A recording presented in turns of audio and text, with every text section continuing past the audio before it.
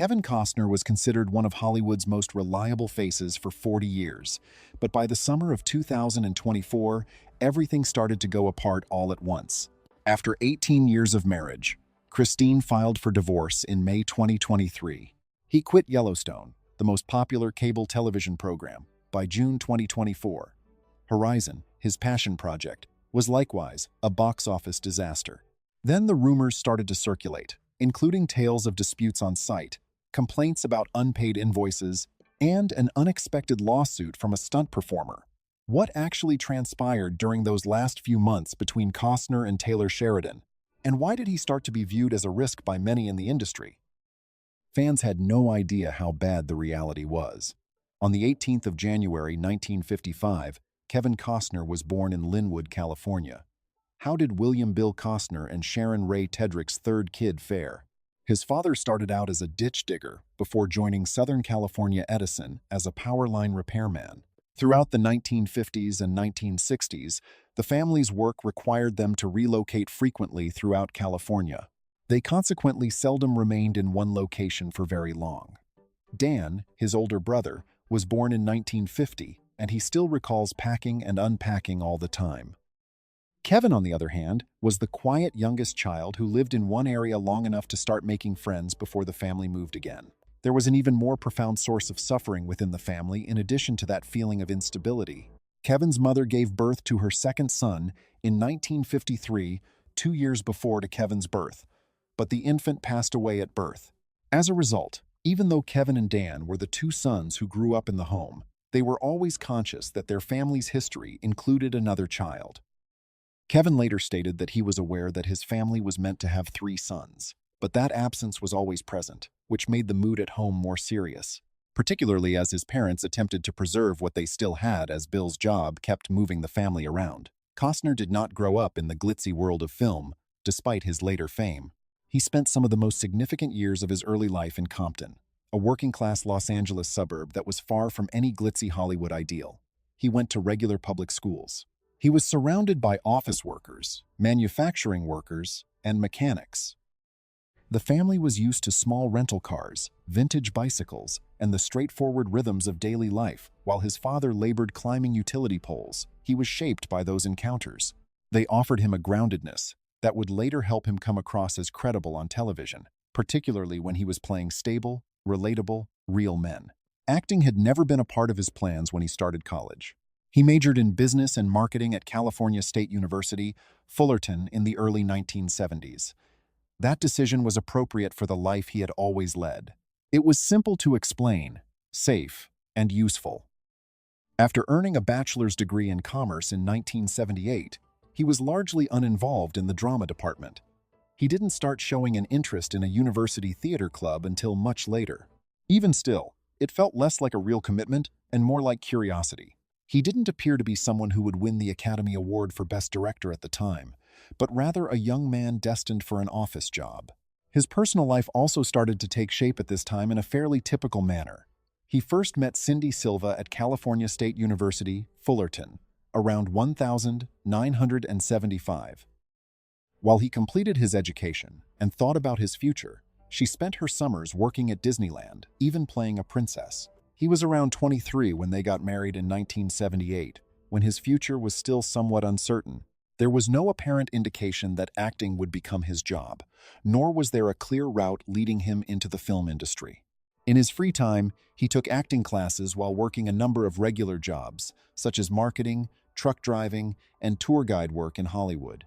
The dream was still there, but it was still very brittle, and the price of pursuing it was directly related to a newly formed marriage.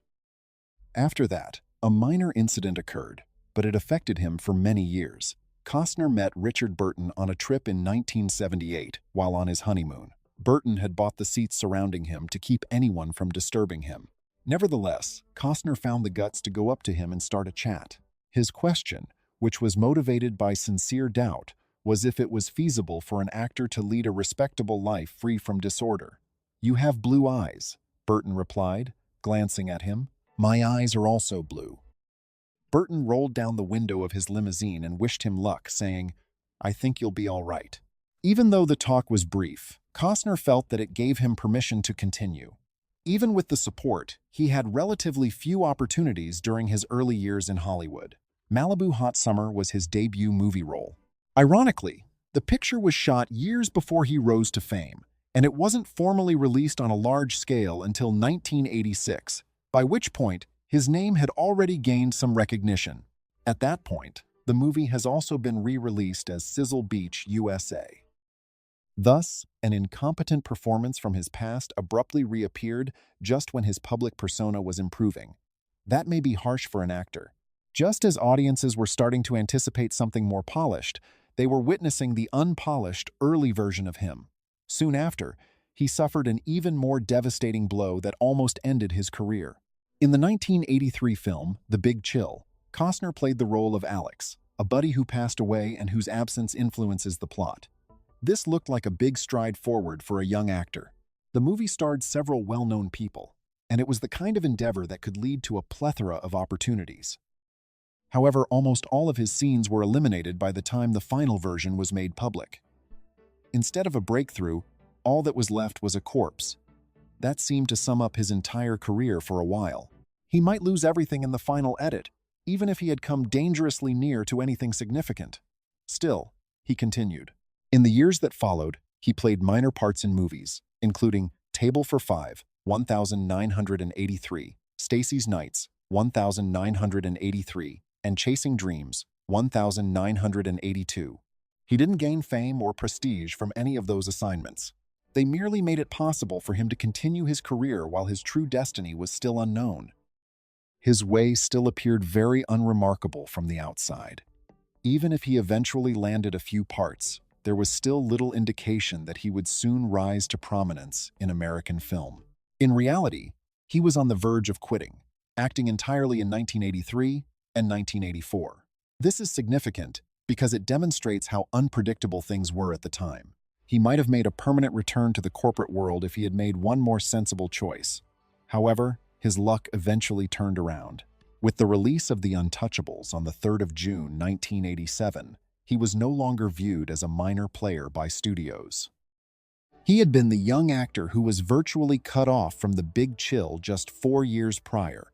He was now starring with Robert De Niro and Sean Connery in a blockbuster Brian De Palma crime movie. He played Elliot Ness with composure and self-control. People had a much better idea of what he was capable of after the performance. The movie was nominated for 4 Academy Awards and won 1. Additionally, Costner developed a reputation for being trustworthy, serious, and prepared for even bigger achievement. A series of movies that drastically changed his reputation were made possible by that success. Bull Durham made over $50.8 million at the American box office when it was released in June 1988, more than 10 times its opening weekend earnings. Field of Dreams transformed another baseball tale into something more expansive and poignant less than a year later. The movie brought America one of its most iconic cinematic scenes amid an Iowa cornfield, and it made about $84 million globally. Costner was doing more than just acting in sports films by the end of the 1980s. I was progressively becoming a part of the nation's cinematic memory, the face of tales that faithfully, warmly, and nostalgically recalled the past. He had enough clout by 1990 to take a far larger risk. Dances with Wolves was a very dangerous decision.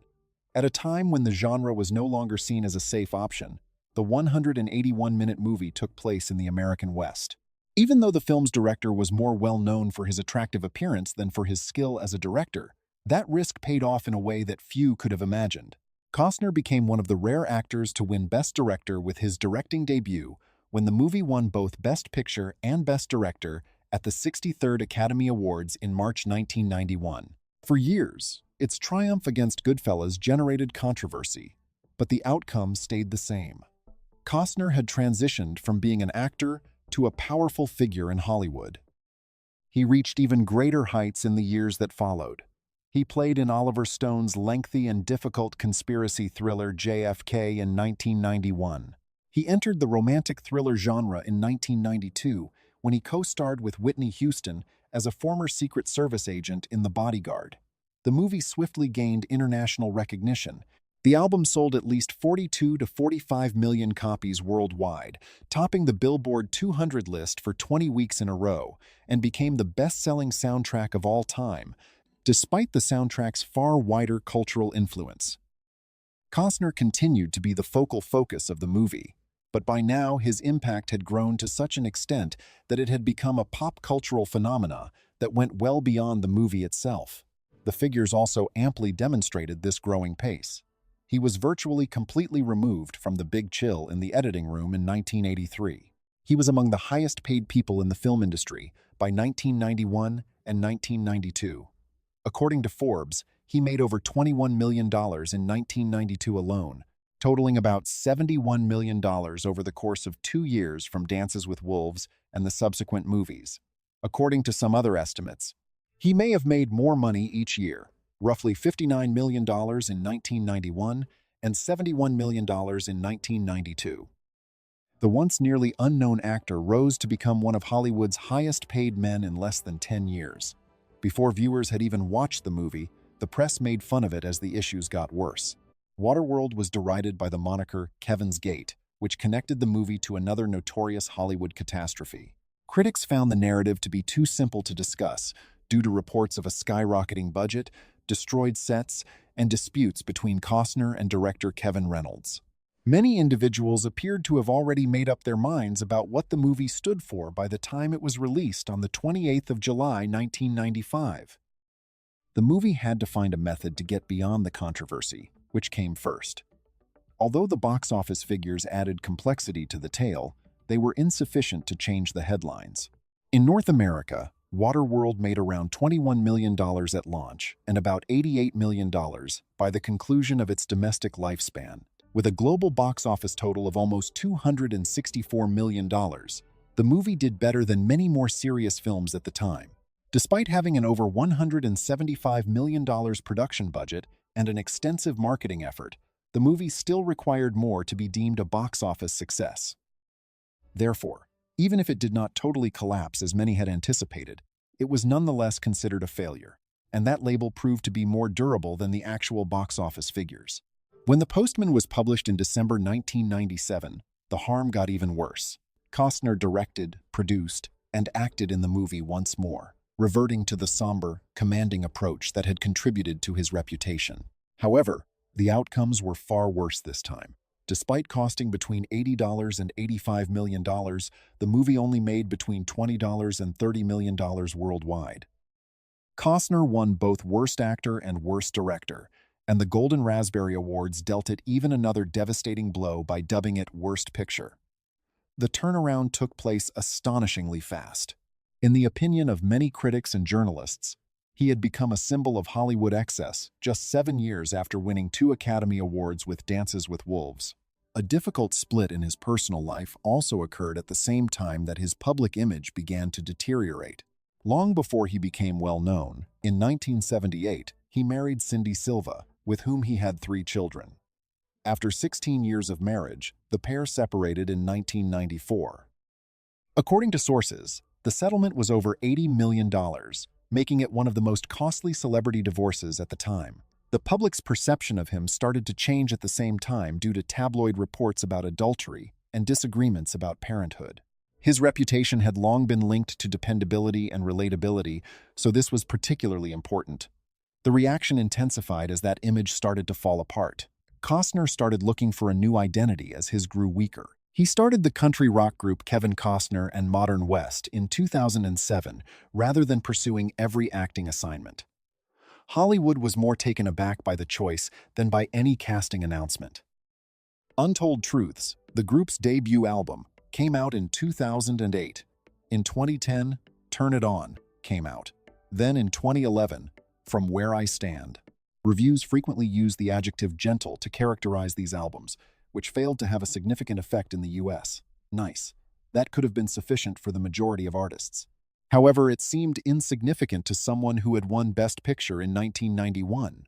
Many in the film business saw the entire endeavor as a side project, the sort of endeavor a guy does in an attempt to discover solutions to issues he is unable to discuss in public. He had already tried to take back control of the story in 2003 with Open Range. Returning to the Western genre that had shaped his career, Costner directed and acted in the movie at the age of 48. The movie was well received by elderly viewers and made about $68 million worldwide. Its regulated tempo and its suspenseful, unforgettable, climactic firefight won accolades from critics. Costner seems to have found his best form again for a little while. Dances with Wolves were discussed. They spoke about making the movie. They discussed making a return. However, the door was not as broadly opened by that triumph as he had intended.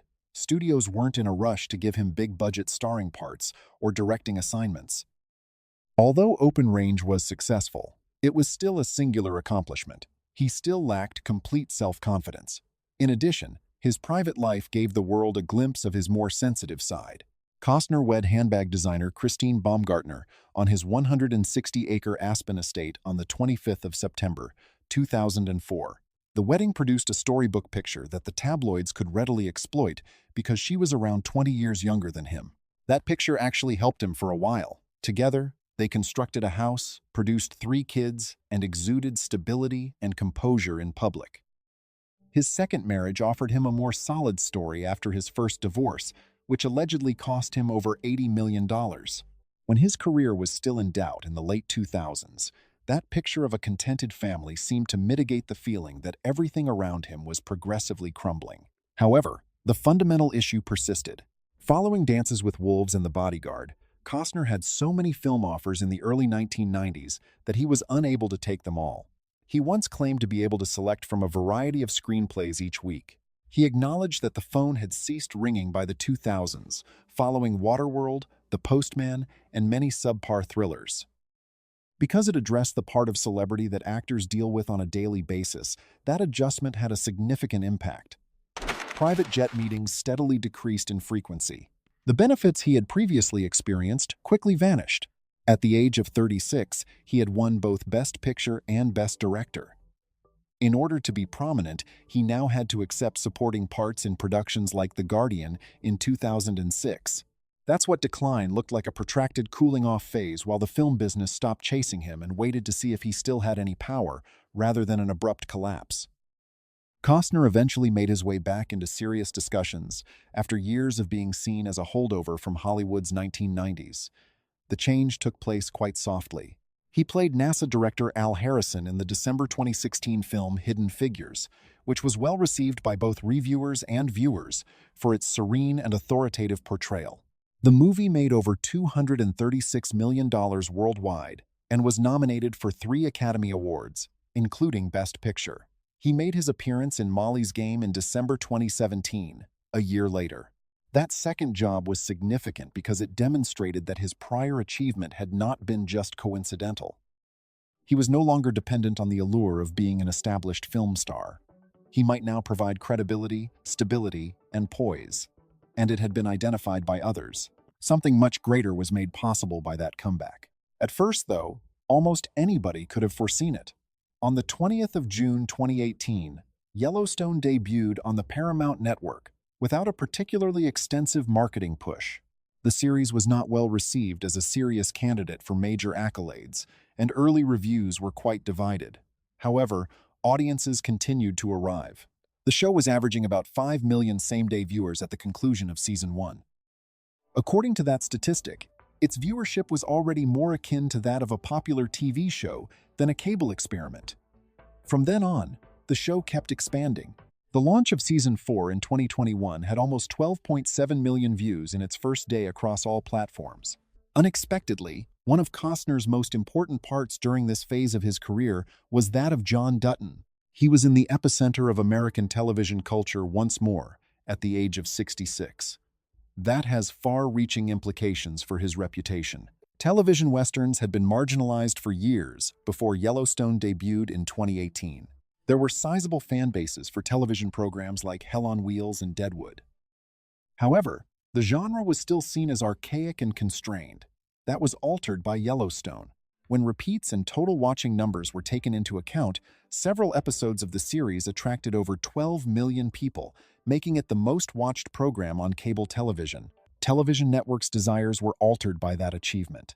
Stories set in 1883, 1923, and other Western eras quickly expanded the Taylor Sheridan world.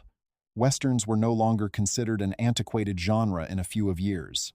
Costner was at the epicenter of the shift in the film business, which became a catalyst for expansion. When Costner won the Golden Globe for Best Actor in a television series, drama for his role in Yellowstone, on the 10th of January 2023, film critics took notice. The triumph was particularly noteworthy since it occurred almost 30 years after his peak in the early 1990s, which had established him as one of the greatest stars in film. He won Best Picture and Best Director at the 1,991 Academy Awards for Dances with Wolves. At 67, this Golden Globe seemed like a second coronation. It demonstrated to the whole film business that John Dutton was more than just a well-liked character. The role had grown to be a defining aspect of Costner's reputation, but as Yellowstone's popularity increased, so did the demand to make a comeback. Additionally, tensions grew between Taylor Sheridan, the creator, and Costner. Negotiations regarding the second half of Season 5 reportedly became tense by the middle of 2023. According to reports, Costner requested screenplay approval privileges, a far shorter production time, and more compensation. Sheridan refused to give up since he personally created each episode and vehemently defended that authority. Costner wanted greater control over the resolution, but he had a moral death clause that restricted how John Dutton might be eliminated. That's when the comeback that had elevated him started to crumble from the inside out. Early in 2023, that split became more apparent. According to insiders, Costner intended to film Yellowstone's longer-than-anticipated fifth season in roughly 50 days, but the original plan called for over 100 to 115 days to finish John Dutton's whole plot. The division of the season into 5A and 5B made scheduling the filming much more challenging.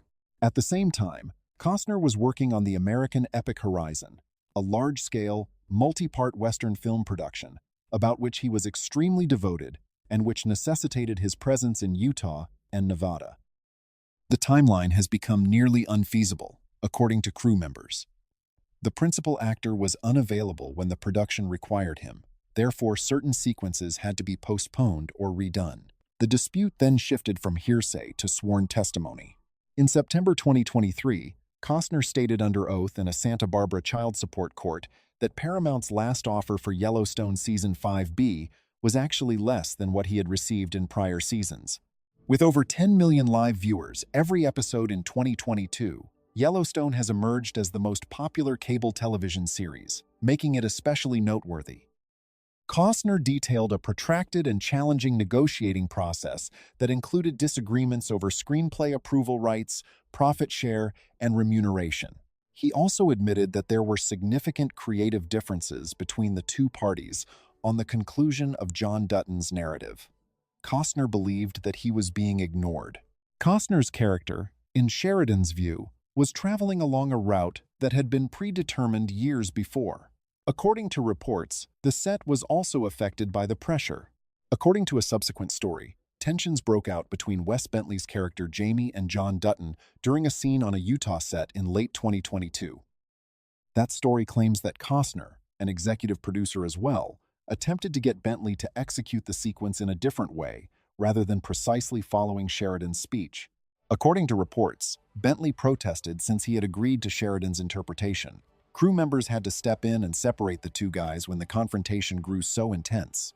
Whether or not every item in that report was true, the narrative gained traction because it aligned with a developing belief in the production community. People believed that scheduling was no longer the only point of contention. It had become a power battle. The divorce was formally announced on the 20th of June, 2024. In a brief Instagram video, Costner informed fans that, following a demanding year-and-a-half of work on Horizon, he had come to the conclusion that he would not be able to continue with Yellowstone Season 5B or any further seasons. He praised the crowd and referred to Yellowstone as a cherished series, but he made no mention of Sheridan or Paramount. That quiet said a lot. According to later reports, Sheridan was incensed because Costner's exit forced him to abandon a large portion of his original finale and hurry toward an alternative resolution for the show's November 2024 comeback. By that time, it was often thought that the inventor and the star had a chilly relationship. There was one main reason why millions of people watched Yellowstone, when it eventually made a comeback in November 2024 with Season 5B. They wanted to know how the disappearance of John Dutton would be handled in the series. Many of them were shocked by the response. On television, fans discovered that John had passed away before the first new program concluded. The Montana governor was discovered next to his own firearm on the morning of his impeachment trial, and the occurrence was first reported as a suicide. Subsequent episodes disclosed that the murder was actually an assassination related to a previous plot involving Jamie and Sarah Atwood. However, the plot had already caused a great deal of debate among viewers by that point. Many fans blamed the off-screen issues for lessening the impact of the final encounter and thought they had not received the conclusion they had been yearning for. In the midst of all of this, Costner's private life was collapsing in plain sight. Citing irreconcilable differences, Christine Baumgartner filed for divorce in Santa Barbara County on the 1st of May, 2023. The stated date of their split was the 11th of April, 2023. The timing of the split, which occurred after perhaps 18 or 19 years of marriage, made it nearly hard for him to escape the other chaos going on around him. The Yellowstone talks were falling apart. Horizon was turning into a huge financial risk. All of a sudden, the marriage that had previously contributed to his perceived stability was suddenly included in the narrative of instability that surrounded him. Even before their split was formally announced, there were rumors that Christine had become weary of Yellowstone's demanding schedule and had pushed him to quit the program. Following the filing of the divorce papers, the matter swiftly escalated into a public disagreement about position, money, and lifestyle. At first, Christine asked for almost $175,000 a month in child support for Caden, Hayes, and Grace. The family's former lifestyle, which included employees, private flights, and several houses, served as the foundation for her claim. A judge drastically cut the sum in September 2023 and mandated that Costner pay around $63,000 a month. Behind the scenes, Costner's staff said that because he had left Yellowstone and spent tens of millions of dollars in Horizon, his income had decreased.